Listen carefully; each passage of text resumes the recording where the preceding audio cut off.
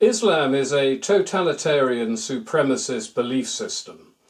That is also a religion, but it is also a political ideology as well.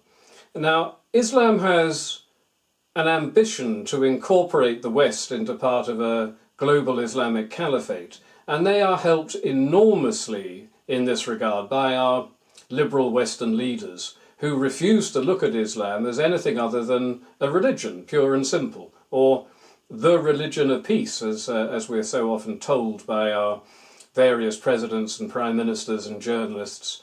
But Islam is also a political ideology, and I would like to ask a question to half-witted left liberals about how they would describe Islam if you remove the religious aspect and viewed it only as a political ideology. How would they describe it? Does it remind them of any other political ideology they may possibly have read about in their schools? Because Islam, when you remove the religious aspect from it, has a particularly unpleasant attitude toward Jews. Now that reminds me, anyway, perhaps not left liberals, but it reminds me of a similar political ideology from the 20th century. Islam's attitude towards homosexuals also reminds me of a similar political ideology from the 20th century. Islam's attitude toward women also reminds me of a similar political ideology from the 20th century.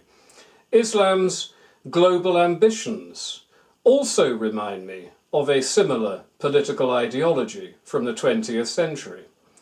Islam's desire to use violence and terror to bring about their global domination also, again, reminds me of a similar political ideology from the 20th century.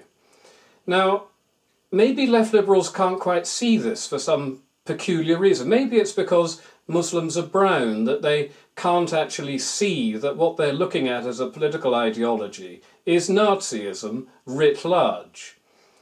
If there are any left liberals out there who would like to have a little chat about this and put forward their counter-argument, I really would absolutely love to hear from you. Thank you.